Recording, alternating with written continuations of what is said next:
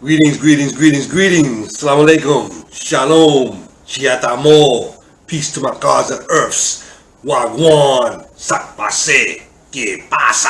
What's up? Greetings, family. Welcome to GRUNT TV. I'm your host, Malik Shabazz.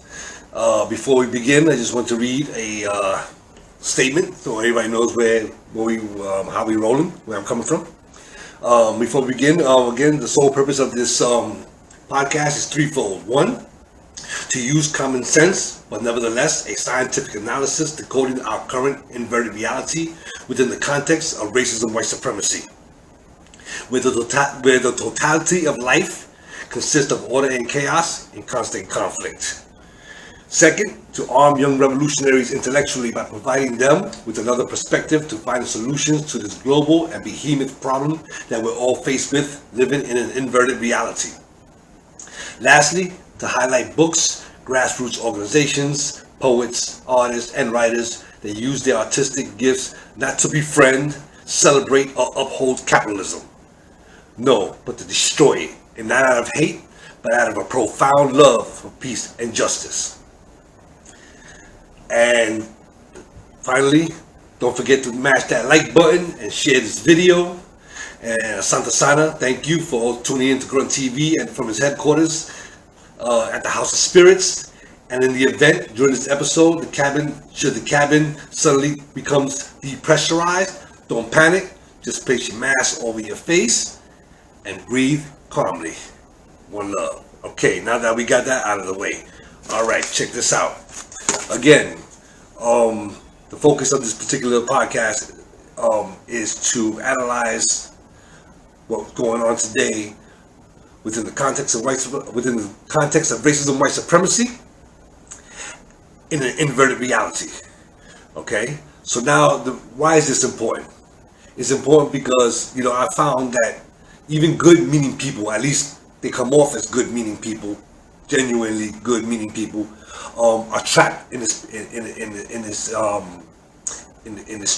paradigm, and sometimes they don't. Sometimes they say things. Okay, if you're trapped in this paradigm, you can't possibly come up with a solution to fix the problem because you're coming from a different angle. It's like Malcolm once said. He said, "If you're on the wrong road, how do you expect to get to the right place?" And like I said, if we begin to understand this inversion and how it affects us and how it affects everything around us, then we could probably find the proper solutions to try to reverse this inversion. Okay, so now what I'm going to do again, I still haven't been able to get this whole YouTube podcast type deal with. I have to switch the video, without moving the camera, but I'm not there yet. But if there's anybody out there that knows how to do this and wants to help me out, I'd appreciate the love. All right, so now let's begin.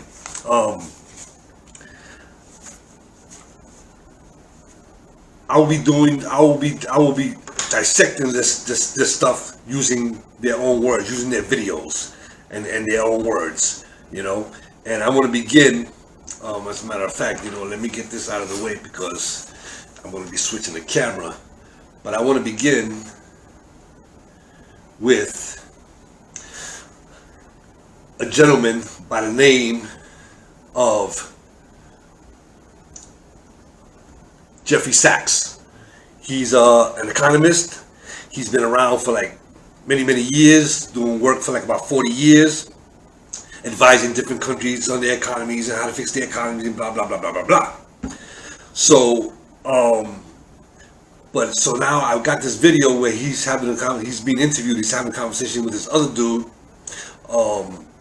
colleague of his, and he is talking about, first of all, his thought process is basically founded on Greek philosophy.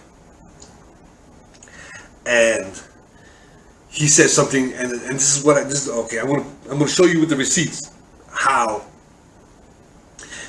not understanding this inversion, especially if you're European, will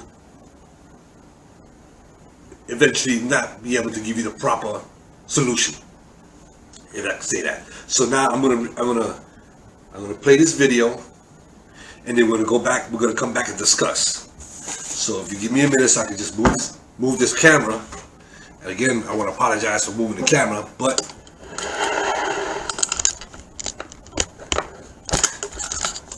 my apologies. I know this is not really the way I really wanted to. Okay, now, here we go. Marx played on our thinking is that he labeled Adam Smith as the classical economist, and this was really a terrible misnomer because it said that economics begins in 1776 rather than beginning, say, in 330 BC with the Nicomachean Ethics. There's a lot of... Okay, first of all, economics didn't start in the time that he said. Africans were doing this way long before Europeans were even a nation, or European, when they were civilized. That's that, all right? Mistraining, complete neglect. Right. Maybe you read a page of Hobbes, maybe by some miracle you read the Leviathan, but that's a very strange book, by the way, from a philosophical point of view. And the whole British tradition, which is Hobbes, Locke, Hume, Smith, is quite strange when considered in the long haul of even Western philosophical history. So it took me a long time to recognize that. I got involved a bit with the Catholic social teachings a decade ago, though I'm not Catholic myself. I was Jewish and was born into Jewish culture. But reading the Catholic social teachings immediately brings you back to first Aquinas, and then from Aquinas back to Aristotle. And then you say, whoa, that's interesting. There are some really important insights in that. And from then, I started educating myself from things that I should have been educated in 40 years ago. I see a book here. I'm working on it. Yeah. Oh, really quick, just this is coming up right now. This is the point of contention that I have. I'm gonna point it out to you. Because my tradition is from Socrates and the pre-Socratics, and Socrates wrote about estate planning, philosophies of fortune and wealth, and it's amazing. Absolutely. Amazing, you get a PhD in philosophy. You can get a PhD without reading any of this. You can get a PhD in psychology, without reading any original works of Freud. But it's exactly. So we got to go back. So Jeff, before we even talk about your nomadic adventures this year, Greece has about 6,000 islands. And I write Okay, I'm gonna have to fast forward this a little bit. in my book, Soul of Goodness, with a foreword by this guy named Cornel West, who's been my dear friend for years and years. Indeed, both are dear friends. Yes. So Jeff, my family, and I write about this history in Soul of Goodness, is... All right. We have a structure. We have our three branches of government. We have a Congress that is organized in a particular way.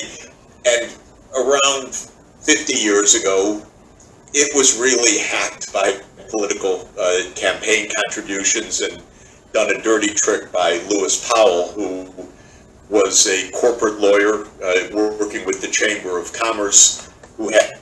Okay, let me come back this way. Again, my apologies for the movement of the camera, but okay. He said that the political system was hijacked 50 years ago. You see, this is what I mean. You see, he's basically saying that this thing just started like 50 years ago. No, this system was politically hijacked around 1619. The minute the Europeans planted their feet on Turtle Island, that's when all this began. It didn't begin 50 years ago. You see, because again, he's operating from this inversion where even he himself says that he hasn't been taught certain things when he was going to school. Okay, well, yeah, he wasn't taught that, but he also wasn't taught that we live in an inversion. You see, so they still trying to make us believe that America was good and somewhere along the line she went bad. Okay, and that's not the case. Okay, that is not the case. So now, I'm gonna just point out. Let me see, we're at 10 minutes. I gotta keep this time to a certain time limit. So now I'm gonna come up to, for those who may not know who he is, Boots Riley. I'm not familiar with all of his work. I am familiar with one of the films that he did. Sorry to bother you. I remember seeing the movie, but I don't really have any opinion around it right now because I forgot, exactly. I didn't analyze it and stuff like that. I don't remember it too much. But anyway, he's known. He's well known, And so now he's on the podcast with on the Bad Faith podcast, and and then he's going to go into what's the word? He's going to go into different people striking, different jobs that are striking. And what's funny and interesting is that not once does he mention capitalism. Same thing with Jeffrey Sachs, okay? But we're gonna leave Jeffrey Sachs to the side. And see, this is what I mean about well-meaning people. That they come off as well-meaning, and I'm not saying that he isn't or not, because again, I don't have enough information to make a judgment on a lot of his positions. I can only go by what he just said just now, and he's talking about these organizations, these different corporations that the employees all over, nurses, UPS, the railroad workers, and teachers, healthcare workers, nurses, that they all on strike. And again, they're all on strike, but he doesn't say why they're on strike. So sometimes I speculate, and sometimes when I hear people like him who are financially well off, which again I can't really say that he is or not, but I would assume that he is from all his work, his body of work, that he doesn't mention capitalism. He doesn't mention this class consciousness, or this being a class war. Within a class war, within the context of racism, white supremacy, in an inverted reality. I know that's a mouthful, but I'm going to do my best to try to explain some of this stuff to you, because one thing that I've realized over the time is that I've read a lot of texts.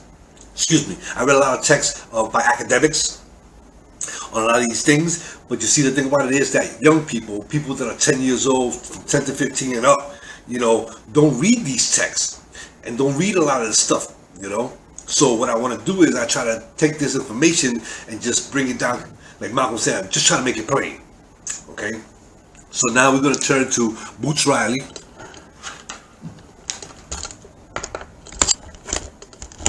And I know this is definitely a pain.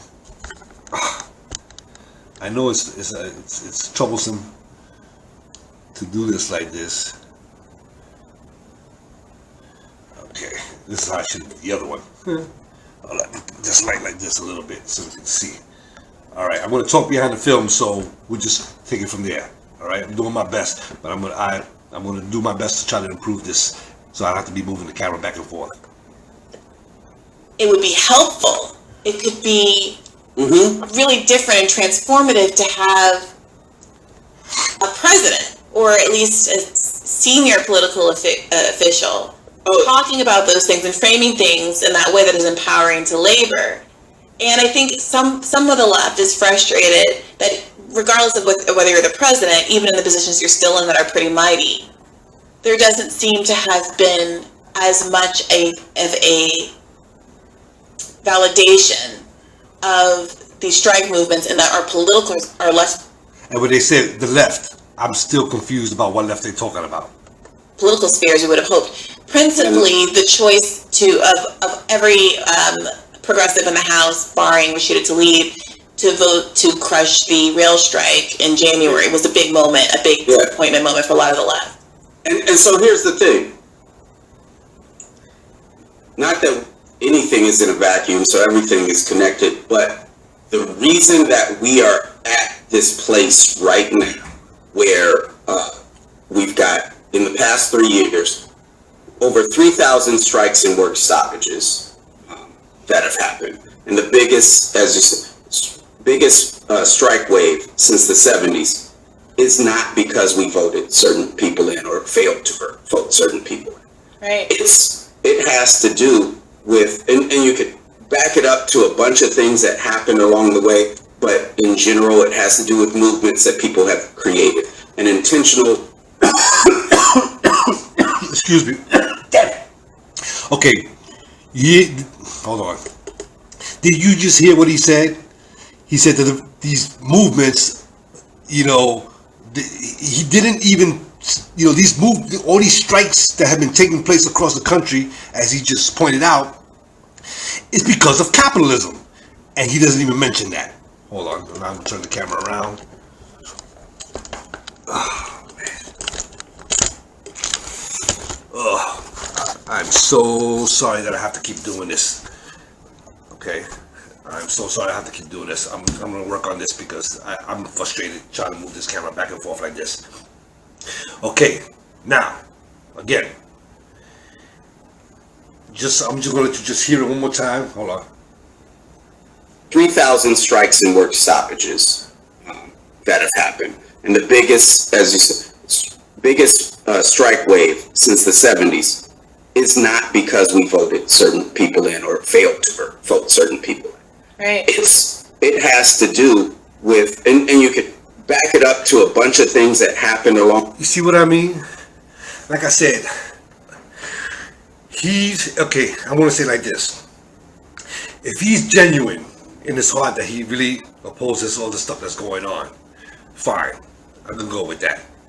But what I'm saying is that since he's stuck in this paradigm, of capitalism and the way and his inversion is that he's talking about these strikes have something to do with something else.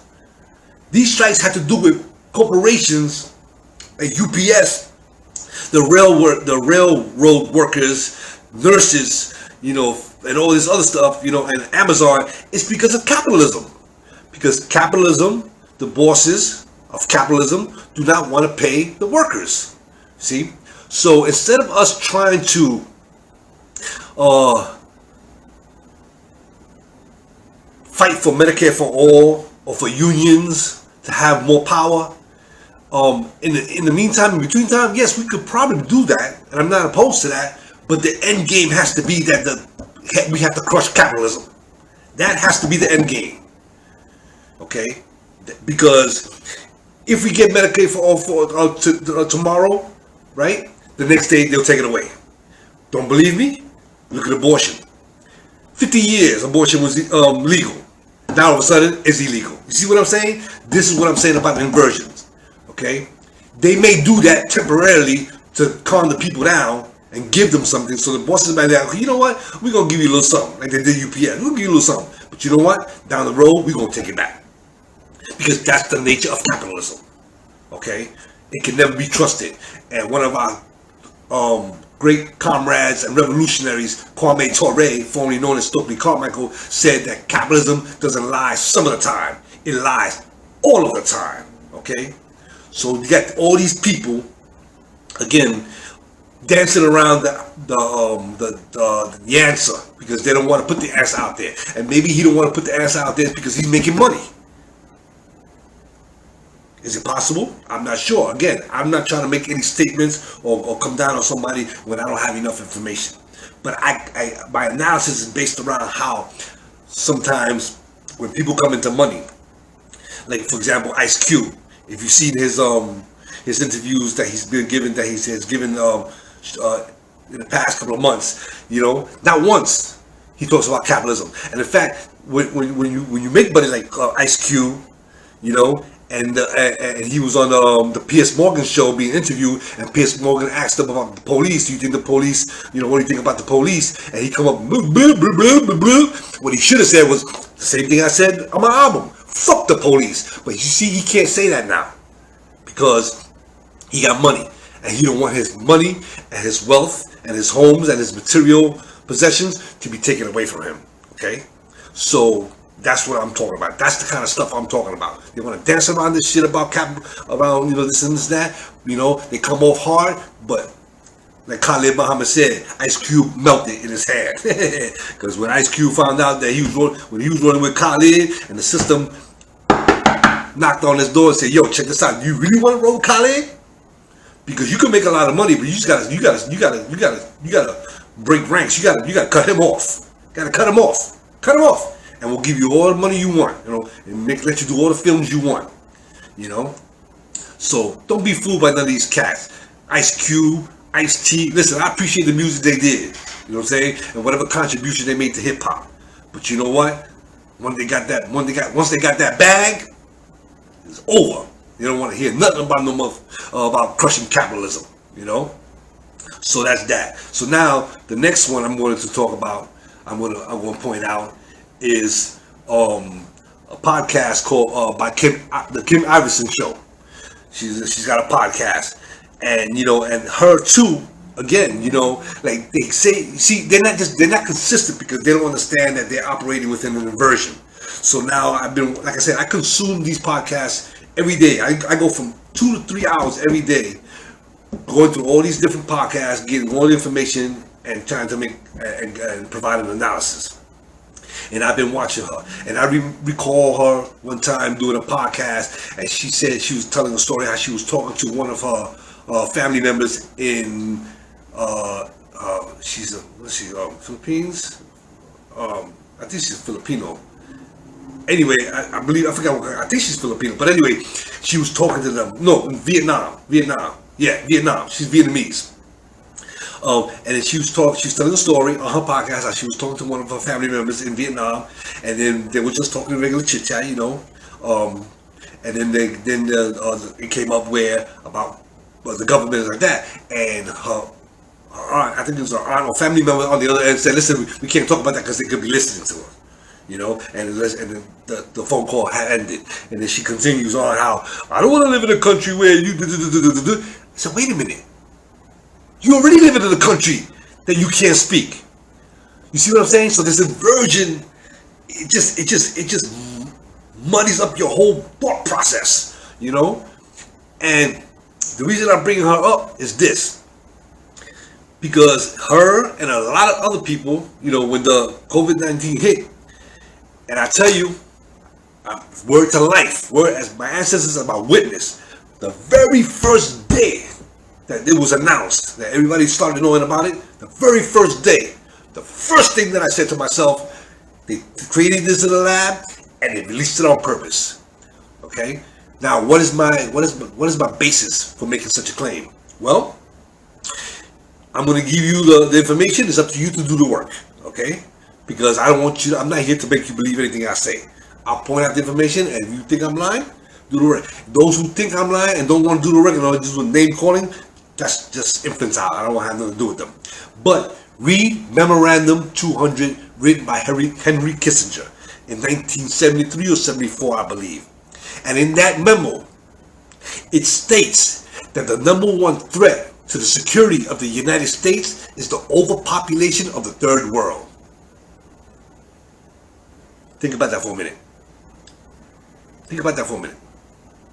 Now, on top of that, given all the information that we already know of the U.S. government conducting experiments, biological and chemical, you know, on U.S. citizens, it's overwhelming.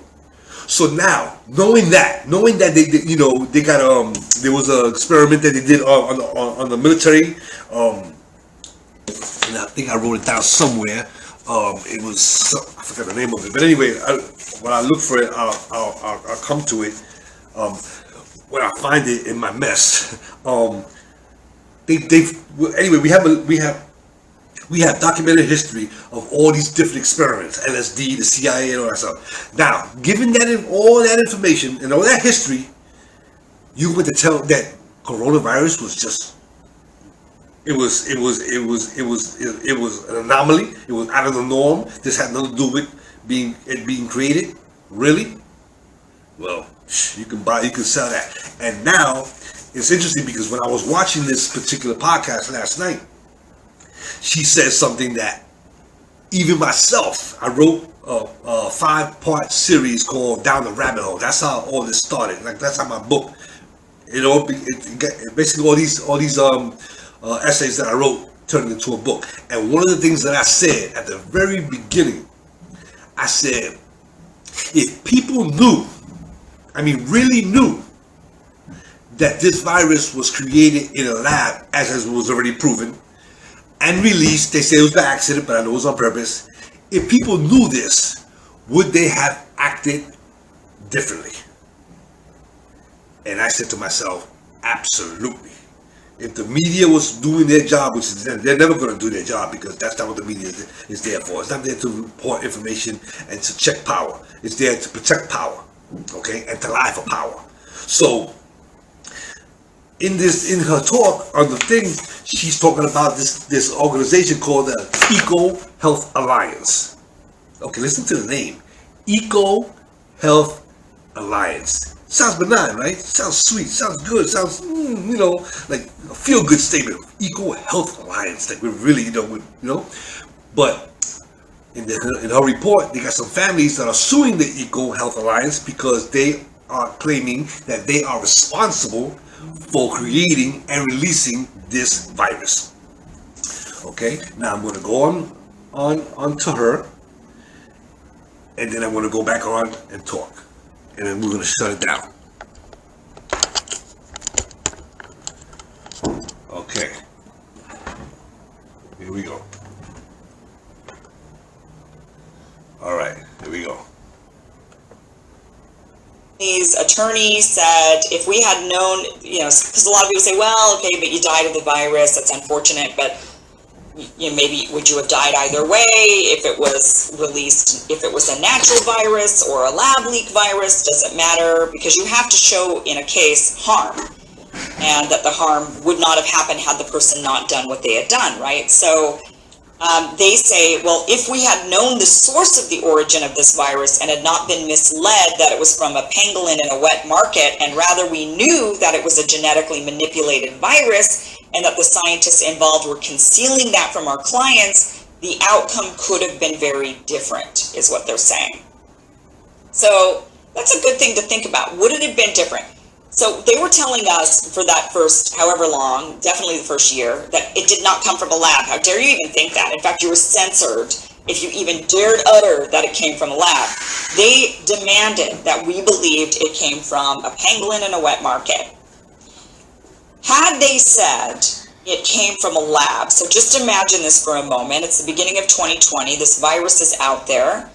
And we find out definitively this sucker leaked from a lab, that they were working on some crazy crap, and now we ended up with this virus that's circulating around. Ask yourself, and be honest, would you have behaved differently?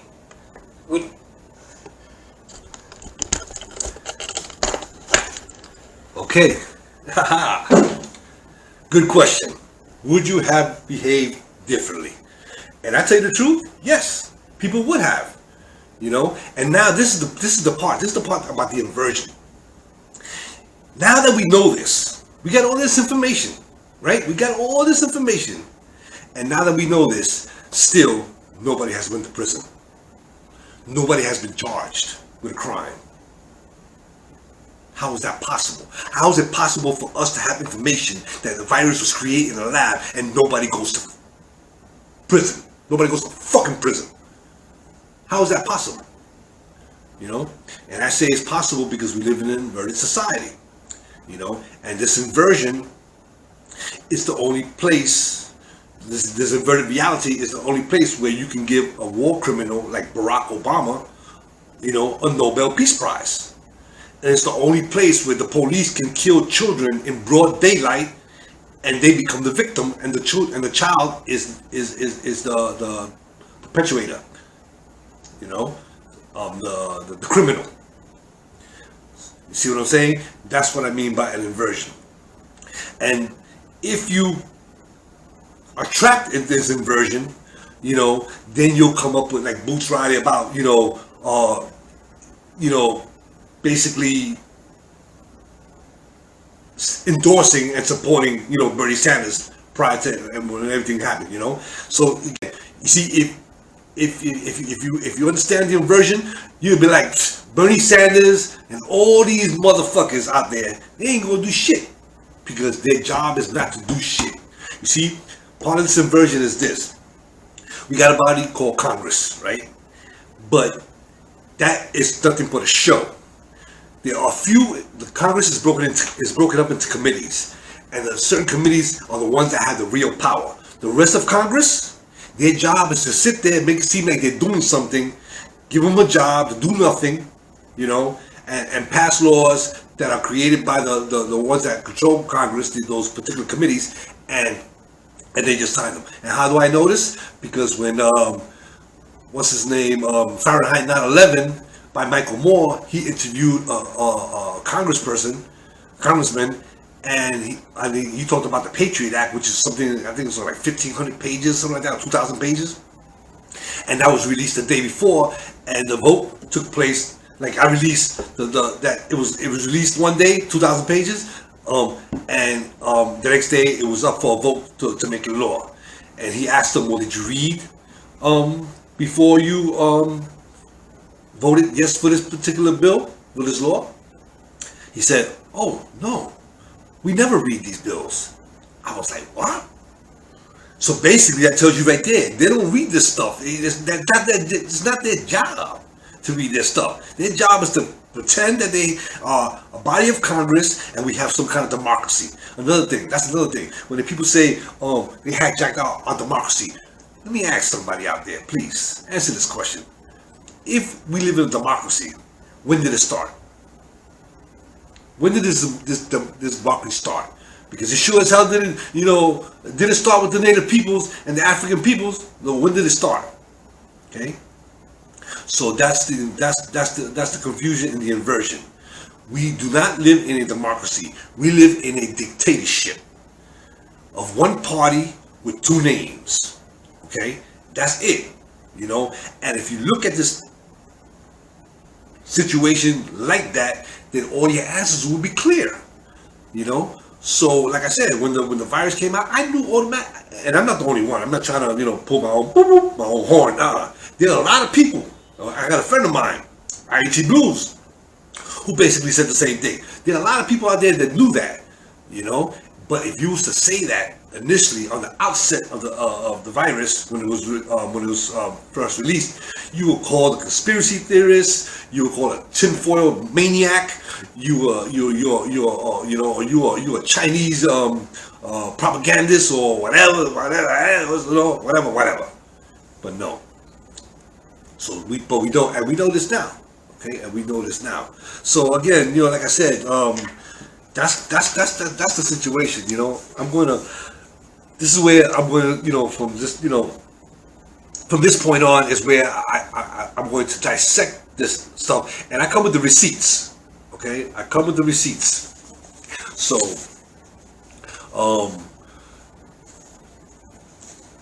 it's imperative that young people today understand this inversion so that they won't be fooled, and then you could organize differently. So anyway, on that note, I just want to thank everybody for listening. Again, I hope that your cabin did not undergo depressurization, from this information. And just study and read, and try to understand these things that's going on, because again, when you have people like Boots Riley and Kim Iverson, and even people like Cornel West, like that, you can have a critique of capitalism, but there's no mention of him trying to say our goal is to destroy capitalism. Maybe he can't say that right now. Maybe he can't say it at all. Maybe he doesn't want to say it. I don't know. All I know is that not just him, just everybody in general that's supposedly fighting for good. If they're fighting for good, but if they are not against capitalism, then everything else that they put forth is going to be poisoned, because capitalism poisons everything. So again, one last quick announcement before I let you go. October 7th, Kwanzaa 365. We're a grassroots organization here based in Miami, Florida, and we're going to have a symposium called A Journey with the Griots, through the power of storytelling. And I'm going to be discussing the subversion in that particular event. I'm one of the authors that are going to be featured. We have another author, Sonia Bailey, and my book publisher from Blackstone Publishing, Karaja Yashar. That's October 17th at 3 o'clock in Davie. In fact, I apologize. Let me just get the thing. Hold on.